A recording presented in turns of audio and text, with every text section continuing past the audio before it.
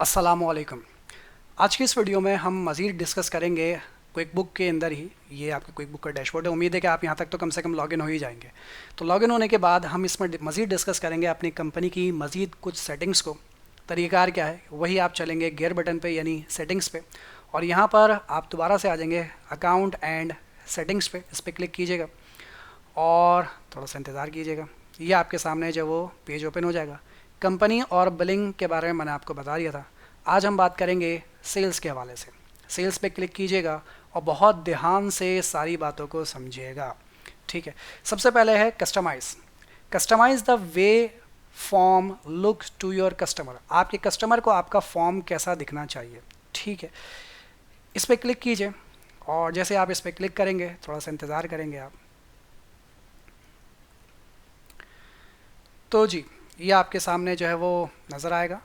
ठीक है, यहाँ पे चलते हैं प्रीव्यू पे। प्रीव्यू पीडीएफ पे चलते हैं कि आपको फॉर्म यानी कि जो कस्टम फॉर्म है आपका या फॉर्म है वो कैसा नज़र आएगा आपको। आइए देखते हैं कैसा नज़र आएगा वो हमें। क्लिक कीजिए इस पर।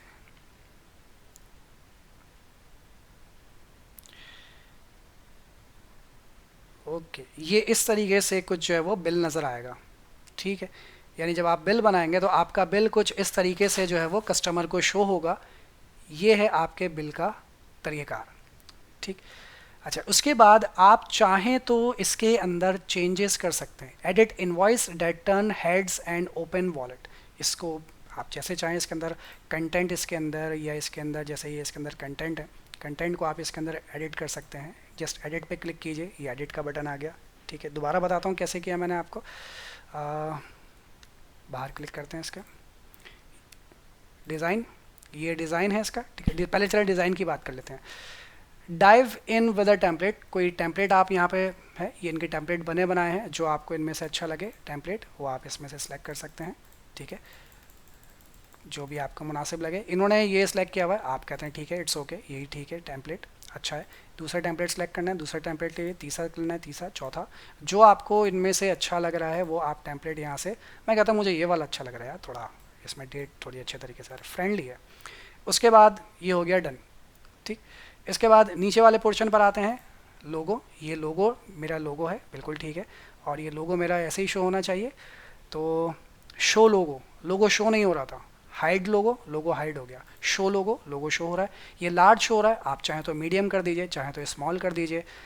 प्लेसमेंट, इसकी प्लेसमेंट इस वक्त राइट में है, आप चाहें तो सेंटर कर दीजिए, आप चाहें तो लेफ़्ट कर दीजिए। कहाँ आपका लोगो शो होना चाहिए, मैं कहता हूँ राइट पर ही अच्छा लग रहा है, वहीं पर ही रहने दो। ठीक है, उसके बाद स्प्लैश ऑन सम कलर्स। आप कलर्स जो है वो यहाँ पर स्प्लैश करना चाहते हैं। लाइक ये जो पोर्शन है, इस पोर्शन पे कौन से कलर्स आप जो है वो यूज़ करना चाहते हैं जो आपको मुनासिब लगे। ये इनवॉइस का कलर भी देखिए, ऊपर देखिए इनवॉइस कलर चेंज हो रहा है, ये चेंज हो रहा है, ये चेंज हो रहा है। मैं कहता हूँ मुझे ये वाली थीम अच्छी लग रही है, मेरा कलर मुझे थोड़ा सा डार्क पसंद है, तो ये कलर सेलेक्ट कर सकते हैं। इवन आप चाहें तो grey, sorry green. Why green? क्योंकि जो मेरा लोगो है वो भी ग्रीन है, तो मैं ग्रीन भी सिलेक्ट कर सकता हूँ।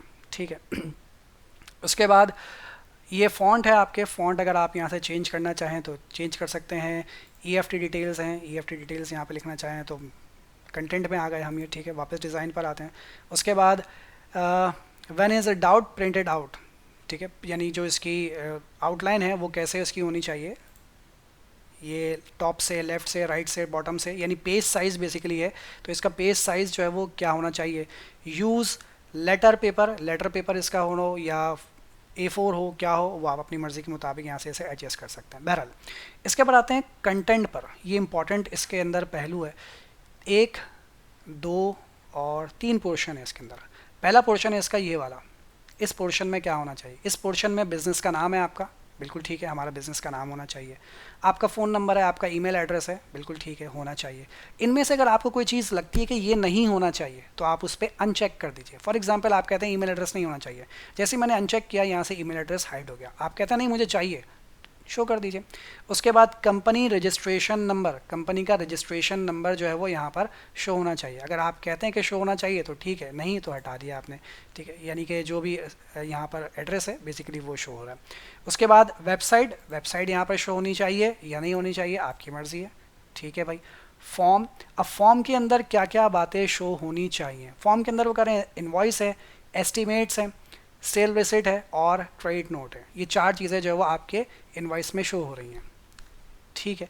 फॉर्म नेम है ये, सॉरी मैं फॉर्म की इस चीज़ की बात कर रहा हूँ। ये फॉर्म, चार किस्म के फॉर्म्स होते हैं, एक इनवॉइस है, एक एस्टीमेट्स है, एक सेल रिसिट है और एक क्रेडिट नोट है। इनवॉइस का मतलब जब आप कस्टमर को सामान बेचते हैं तो इनवॉइस जनरेट करते हैं, एस्टीमेट दे रहे हैं यानी कोटेशन दे रहे हैं तो कोटेशन देते हैं, कस्टमर अगर माल रिटर्न करता है तो क्रेडिट नोट देते हैं एंड सो ऑन। तो उनका नाम क्या रखना है बेसिकली, ये इसका मतलब है कि जो कस्टमर को इनवॉइस भेजेंगे उसका नाम क्या होना चाहिए। आपने बोला इनवॉइस ही रखो, अगर कस्टमर को आप एस्टिमेशन दे रहे हैं तो उसका नाम जो मैं कहता हूँ कोटेशन रख दो भाई, कस्टमर को कोटेशन ज़्यादा बेहतर समझ में आता है, तो उसका नाम मैंने रख दिया कोटेशन, ठीक है भाई। उसके बाद फॉर्म नंबर, फॉर्म के ऊपर जो है वो नंबर होगा, चेक करते हैं फॉर्म नंबर, फॉर्म नंबर, ठीक है, यहाँ पे आपको नज़र आ रहा है फॉर्म नंबर, ठीक है। उम्मीद है आपको बात समझ आ रही है। यहाँ पे सिर्फ नंबर लिखा हो रहा है और यहाँ पर फॉर्म नंबर यानी इनवॉइस नंबर के साथ यहाँ पे शो हो रहा है कि इनवॉइस नंबर ये है, कोटेशन होगी तो कोटेशन नंबर ही लिखा आएगा, ठीक है, so on. Form number show हो या ना हो, आप चाहते हैं कि शो हो या ना हो, चेक कर लेते हैं। इस वक्त नंबर शो हो रहा है 1 2 3 4 5, आप इसे अगर अनचेक कर दें तो ये देखिएगा यहाँ पर नंबर गायब हो गया। आप कहते हैं नहीं नंबर शो करो भाई, कस्टमर ट्रैक कैसे होगा, ठीक है। यूज़ कस्टम ट्रांजैक्शन नंबर, आप अपनी मर्ज़ी के मुताबिक यहाँ पर नंबर देना चाहते हैं तो दे सकते हैं, नहीं तो ऑटोमेटिकली यहाँ पर वो यूज़ करेगा। उसके बाद डिस्प्ले, क्या चीज़ डिस्प्ले होगी, billing address, obviously billing address तो लाजमी डिस्प्ले होना चाहिए कि भाई किसको माल जाएगा, ये बिलिंग एड्रेस लाजमी है। उसके बाद शिपिंग, शिपिंग जो है वो ये है शिपिंग, कि शिपिंग यहाँ पे शो होगी क्या नहीं होगी। जैसे मैं आप यहाँ पे इसको अनचेक करता हूँ तो देखिए यहाँ पर जो शिपिंग की इन्फॉर्मेशन थी वो पूरी की पूरी गायब हो गई। अब मैं इसको दोबारा क्लिक करता हूँ तो ये शिपिंग की इन्फॉर्मेशन शो हो रही है कि कहाँ जाएगा माल, किस डेट पे जाएगा, कैसे जाएगा, ट्रैकिंग नंबर उसका क्या होगा, ठीक है। उसके बाद वापस नीचे आते हैं, ड्यू डेट और एक्सपायरेशन डेट, कि भाई इसके पैसे कब तक आप दे सकते हैं, ठीक है, यानी जो इसके पेमेंट करनी है वो आपको कब तक पेमेंट करनी है, कि 1 तारीख को हमने बिल दिया, 24 तारीख तक आप इसकी पेमेंट कर सकते हैं। ये ड्यू डेट इस पर शो हो या ना हो। पेमेंट मेथड, पेमेंट मेथड भाई आप पेमेंट कैसे करेंगे, ठीक है, कि कैश से देंगे कैसे देंगे, पेमेंट मेथड आप शो करना चाहते हैं तो शो करेंगे, नहीं करना चाहते तो शो ना करें, आप इसमें पेमेंट मेथड शो होगा। उसके बाद कस्टम फील्ड्स, आप अपनी मर्ज़ी के मुताबिक यहाँ पर कोई और फील्ड अगर लेना चाहते हैं, कुछ और डालना चाहते हैं तो मैनेज कस्टम फील्ड्स पे क्लिक करेंगे और अपनी मर्ज़ी से आप इसे जो है वो ट्रैक कर सकते हैं, एडिट कर सकते हैं। जैसे ये यहाँ पर चला गया, ठीक है। बहरहाल ये एक लंबा प्रोसेस हो जाएगा, उसकी तरफ हम बाद में चलेंगे, बाद में चलेंगे, आज नहीं, ठीक है। वापस चलता हूँ मैं उसी जगह पर, आ गए वापस उसी जगह पर, कंटेंट में चलते हैं। हम कंटेंट में काम कर रहे थे, ऊपर वाला पोर्शन हो गया था, अब आते हैं नीचे वाला पोर्शन, बड़ा इंपॉर्टेंट है। अच्छा पेमेंट मेथड ये यहाँ पर नज़र आ रहा है आपको, चेक है, ठीक है, पेमेंट मेथड शो करना है तो करें, नहीं करना तो नहीं करें। अच्छा भाई इसके बाद, अच्छा हमारा डिज़ाइन चेंज हो गया यार, ये क्या बात है, हमने तो दूसरा डिज़ाइन चेंज किया था। अच्छा हमने डन नहीं किया था ना, देखो ज़रा, डन कर देते ना तो ऐसा नहीं होता। बहरहाल चलिए भाई, अब आ जाते हैं कंटेंट पे चलते हैं और ये है हमारा कंटेंट। अब हम इस वाले पोर्शन पर आते हैं, डेट, डेट का कॉलम शो होना चाहिए या नहीं, मैंने बोला हाँ भाई बिल्कुल शो होना चाहिए। उसके बाद प्रोडक्ट या सर्विस यानी description, include description, description show होना चाहिए या नहीं, मैंने बोला हाँ जी। आइटम का नाम यहाँ होना चाहिए, उसके डिस्क्रिप्शन यहाँ होनी चाहिए। अगर इसे आप अनचेक कर देंगे यानी चेक लगा देंगे तो दोनों एक ही लाइन में शो होंगे, आइटम नेम और उसके डिस्क्रिप्शन भी यहाँ पर। और अगर इसे अनचेक करेंगे तो आइटम नेम यहाँ शो होगा और डिस्क्रिप्शन यहाँ शो होगी। कैटेगरी, कैटेगरी अगर होगी तो कैटेगरी शो होगी, नहीं होगी तो नहीं शो होगी। अच्छा उसके बाद डिस्क्रिप्शन का कॉलम है, ये डिस्क्रिप्शन का कॉलम है। Include quantity and rate, quantity और रेट भी डिस्क्रिप्शन के आगे लिखना है। आप लोगों ने नहीं, थोड़ी खिचड़ी पक जाएगी, क्वांटिटी और रेट का कॉलम अलग है तो क्या ज़रूरत है यार। उसके बाद अगला कॉलम क्वांटिटी का, फिर रेट का, फिर अमाउंट का, क्वांटिटी रेट और अमाउंट ये सब यहाँ पर है। उसके बाद SKU, SKU basically tracking number होता है, क्योंकि आपने इसे ऑफ़ किया हुआ है तो ये बेसिकली यहाँ पर शो नहीं हो रहा। तो ये हो गया इसका मामला। इसके बाद है यहाँ पर एक और पोर्शन था ये वाला टोटल वाला, इसमें आपको क्या शो करना है, डिस्काउंट शो करना है तो करेंगे, नहीं शो करना है तो नहीं करेंगे। डिपॉजिट शो करना है तो करेंगे, नहीं शो करना तो नहीं करेंगे।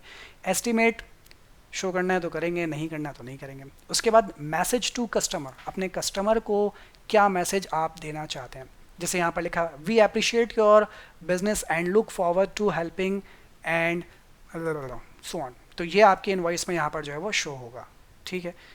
मैं सपोज़ यही लिख देता हूँ, वी, बल्कि थैंक यू ही लिख देता हूँ यहाँ पर, नहीं है बल्कि वी अप्रिशिएट यू, बस इतना लिख देता हूँ। उसके बाद लिख देता हूँ थैंक यू। सपोज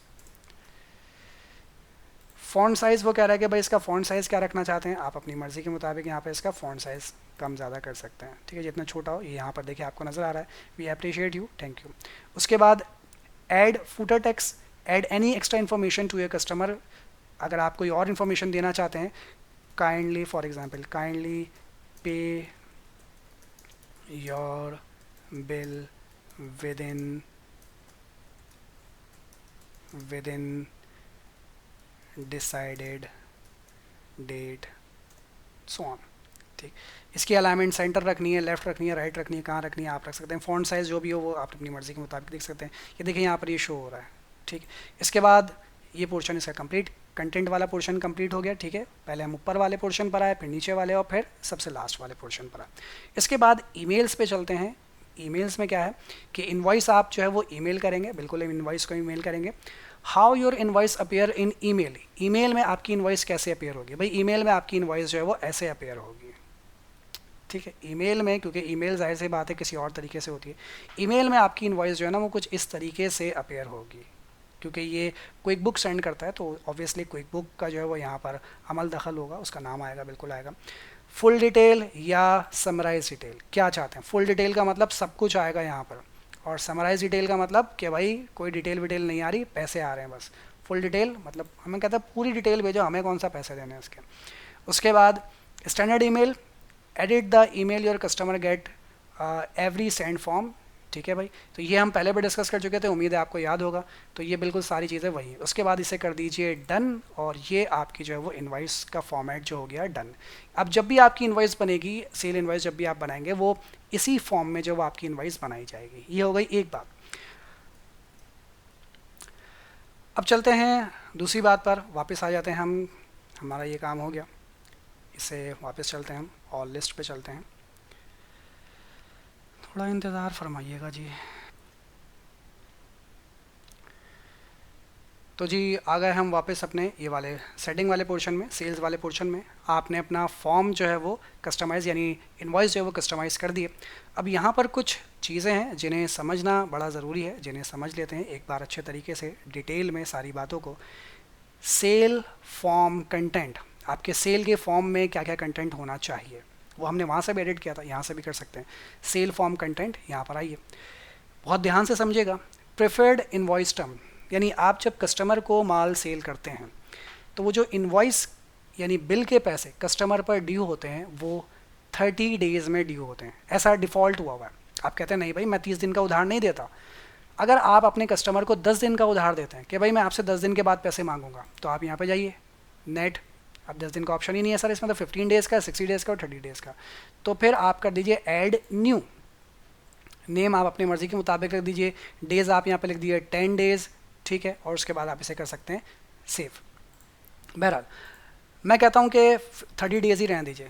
समटाइम ऐसा होता है कि आप अपने आपका कारोबार जो उधार पे है ही नहीं, अगर उधार पर कारोबार नहीं करते और फिर भी कोई कस्टमर को उधार पे आ जाता है, तो आप कहते हैं कि भाई हम आपको एक दिन का भी उधार नहीं दे रहे, तो आप यहाँ पे लिखेंगे ड्यू ऑन रिसिट, कि उसी वक्त आपको जो है वो पैसे अदा करने हैं, ठीक है। वो अलग बात है कि किसी के पास नहीं है और आप अपनी मर्ज़ी से अगर उसको उधार दे रहे हो तो वो एक अलग बात है, बट आपकी कंपनी की पॉलिसी है कि हम उसी वक्त पैसे रिसीव करते हैं, उधार नहीं देते। और अगर उधार देते हैं तो कितने दिन का उधार देते हैं वो आप डिफ़ाइन कर दीजिए। नॉर्मली आप कहते हैं कि हम 30 डेज़ का उधार देते हैं, ठीक है। उसके बाद प्रेफर्ड डिलीवरी मेथड, अच्छा इन सब के आगे जो है ना क्वेश्चन मार्क बना हुआ, जैसे मैं यहाँ पे क्लिक करता हूँ, वो कहता है set the default delivery method, the delivery method default determines the way you will delivers sales form to newly credit customer, you can change the default delivery method for customer by editing the customer. और मैं आपको मुख्तसर बता देता हूँ कि भाई ये जो फॉर्म होगा, बेसिकली ये सेल्स फॉर्म की बात हो रही है कि ये जो सेल फॉर्म होगा ये कस्टमर को कैसे डिलीवर होगा, यानी इनवॉइस कस्टमर को कैसे जाएगी। तो आप कहते हैं कि भाई सेंड लेटर या प्रिंट लेटर, यानी कि प्रिंट करके देंगे या सेंड करेंगे, तो आप कह दीजिए जो भी आपको लगता है। आपने कहा नहीं अभी कुछ भी नहीं डिसाइड कर रहे हैं, हम बाद में ही देखेंगे, ठीक है भाई। उसके बाद शिपिंग जो है वो यहाँ से आप ऑन रखना चाहें ऑफ रखना चाहें। शिपिंग क्या है, शिपिंग बेसिकली कि शिपिंग की डिटेल्स के बारे में पढ़ के देख लीजिएगा, आपको बात समझ आ जाएगी कि शिपिंग की डिटेल जो आपकी इनवॉइस पे होनी चाहिए या नहीं। ये हमने वहाँ से यहाँ से भी किया था, यहाँ से भी कर सकते हैं आप, ठीक है। तो यही सारी चीज़ें जो है वो आप यहाँ से भी कर सकते हैं, यहाँ से क्योंकि हम देखते हुए कर रहे थे, और इन्हीं चीज़ों को आप यहाँ से भी कर सकते हैं।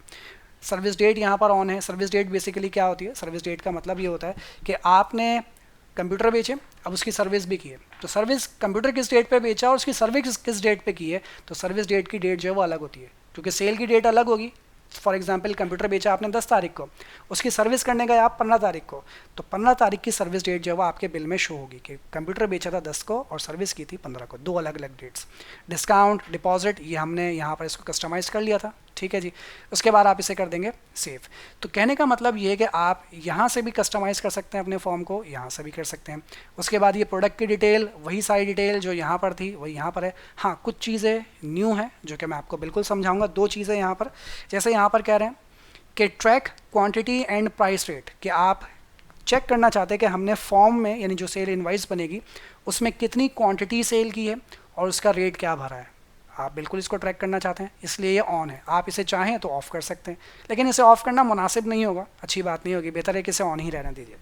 उसके बाद है track inventory quantity on hand, बिल्कुल बहुत ज़रूरी है ये। इसका मतलब ये है कि आप जब सेल करेंगे तो सेल करने के बाद अब आपके पास कितना माल स्टॉक में रह गया है, ये आप ट्रैक करना चाहते हैं। अगर आपने इसे ऑफ़ कर दिया तो आपको बताएगा नहीं कि अब आपके पास कितने यूनिट्स रह गए हैं बेचने के बाद। तो इसे ऑन कर दीजिए कि भाई आप जो है वो इसे कंटिन्यू करना चाहते हैं और इसे कर दीजिए सेव। उसके बाद है प्रोग्रेस इनवॉइसिंग।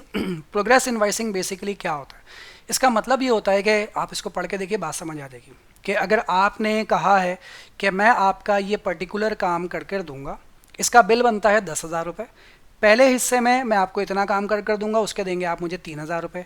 दूसरे हिस्से में मैं इतना काम कर दूंगा, उसके मुझे आप देंगे 5,000 रुपये। तीसरे हिस्से में मैं आपको इतना काम कर दूंगा, उसके देंगे आप मुझे 2,000 रुपये। तो 10,000 रुपये आप मुझे 3 अलग अलग हिस्सों में देंगे, तो उसे कहते हैं प्रोग्रेस इनवॉइसिंग। तो यहाँ पर आप प्रोग्रेस इनवॉइसिंग जो है वो यहाँ पर डाल सकते हैं, इसे ऑन कर यहाँ पर मल्टीपल इनवॉइसेस डाल सकते हैं। फिलहाल इसका काम इतना ज़्यादा नहीं है, इसीलिए मैं इसे कर देता हूँ कैंसिल। उसके बाद मैसेज, उम्मीद है कि मैसेज भी हमने वहाँ पर पढ़ लिया था कि मैसेज हम कैसे डिलीवर करते हैं, उसको एक बार दोबारा समझ लेते हैं। यूज़ ग्रीटिंग, आप ग्रीटिंग यूज़ करेंगे, जैसे जिस कस्टमर को भी भेज रहे हैं, डियर कस्टमर का नाम, इनवॉइस भेज रहे हैं तो इनवॉइस, एस्टीमेट भेज रहे हैं तो एस्टीमेट, क्रेडिट नोट भेज रहे हैं तो क्रेडिट नोट आ जाएगा। जो भी भेज रहे हैं वो यहाँ पर ऑटोमेटिकली यहाँ पर सिलेक्ट कर लिया जाएगा। उसके बाद सब्जेक्ट लाइन क्या होगी, ईमेल की सब्जेक्ट लाइन, जब ईमेल खुलेगा तो उस पर सब्जेक्ट में क्या लिखा हुआ आएगा, तो यहाँ पर लिखा होगा इनवॉइस और इनवॉइस नंबर, और अगर एस्टीमेट है तो एस्टीमेट नंबर, ठीक है, एंड सो ऑन, जो भी होगा वो इसके साथ नाम के साथ यहाँ पर आ जाएगा। क्या मैसेज भेजना चाहते हैं, ये मैसेज उन्होंने ऑलरेडी लिख कर दिया हुआ, आप चाहें तो अपनी मर्ज़ी के मुताबिक ये मैसेज जो है वो चेंज कर सकते हैं। अब ऑब्वियसली इनवाइस का मैसेज अलग होगा, स्टेटमेंट का मैसेज अलग होगा, रिफंड का मैसेज अलग होगा, सो ऑन, हर चीज़ का मैसेज जो है वो अलग अलग होगा। ज़रूरी नहीं है कि आप यही मैसेज फॉलो करें, आप अपनी मर्ज़ी के मुताबिक इन मैसेजेस को एडिट कर सकते हैं, चेंज कर सकते हैं, सो ऑन। इसके बाद अपने आप को भी एक कॉपी भेजनी है इस ईमेल की तो चेक लगा दीजिए, नहीं भेजनी तो ईमेल भर जाएगा, हमारा ईमेल बॉक्स भर जाएगा, नहीं चाहिए तो छोड़ दीजिए। किसी और को कॉपी भेजनी है, यानी कि अपने अलावा अपने बॉस को या किसी और को कॉपी भेजनी है, तो इस पर भी आप यहाँ पर उसका ईमेल एड्रेस लिख सकते हैं कि किसको आपको वो कॉपी भेजनी है, ठीक है। उसके बाद इसे आप कर दीजिए सेव। रिमाइंडर, रिमाइंडर बेसिकली क्या है कि आपको रिमाइंड करवाता रहेगा इनवॉइस के बारे में कि भाई इनवॉइस भेजनी है, इनवॉइस भेजनी है, इनवॉइस भेजनी है, रिमाइंडर है basically. Online delivery, email option for all cells form, यानी कि आपका जो फॉर्म होगा वो ऑटोमेटिकली ऑनलाइन डिलीवरी का फॉर्म जो है आपको email option for all cells form, आप जितने भी यहाँ पर इनवॉइस बनाएंगे वो तमाम इनवॉइस जो है वो ऑटोमेटिकली ईमेल होकर आपके कस्टमर्स को चले जाएंगी। स्टेटमेंट्स, स्टेटमेंट जो भी होंगी वो भी स्टेटमेंट भी आप जो है वो अपने कस्टमर को भेजेंगे। List each transaction as a single line, list each transaction including all details line, detail में चाहिए तो डिटेल में, सिंगल लाइन में तो सिंगल लाइन में, तो ये जो है वो आपकी स्टेटमेंट जो है वो डिलीवर हो जाएगी आपके कस्टमर को, ठीक। तो ये है डिटेल यानी सेटिंग्स किसके बारे में, सेल्स के बारे में। डन हो गई अगर सेटिंग तो आप यहाँ से इसे क्या कर सकते हैं, बंद कर सकते हैं यानी क्लोज कर सकते हैं और अपने होम पोर्शन पर वापस आ जाइए भाई। गेट दिस डन, ठीक है भाई। चलो, तो ये था आपका अकाउंट, यानी कि सेटिंग्स थी किसके बारे में, सेल्स के बारे में, कि अगर आपको क्विक बुक में अपना सेल्स के फॉर्म को या सेल्स के हवाले से जो भी सेटिंग्स हैं उन्हें अपडेट करना हो तो किस तरीके से आप उन्हें अपडेट कर सकते हैं। मज़ीद कुछ सेटिंग्स बाकी हैं। शुरू में सेटिंग्स का समझना बहुत ज़रूरी है, क्योंकि अगर सेटिंग्स ही सही नहीं होंगी तो ऑब्वियसली आप आगे कस्टमर को उनकी ट्रांजेक्शन्स को कैसे रिकॉर्ड करेंगे। तो पहले सेटिंग, उसके बाद काम करेंगे। उम्मीद है यहाँ तक की बात समझ आई होगी। इंशाल्लाह फिर मुलाकात करेंगे अगली वीडियो में। तब तक के लिए अपना और अपनी फैमिली का ख्याल रखिएगा। Take care. अल्लाह हाफ़िज़।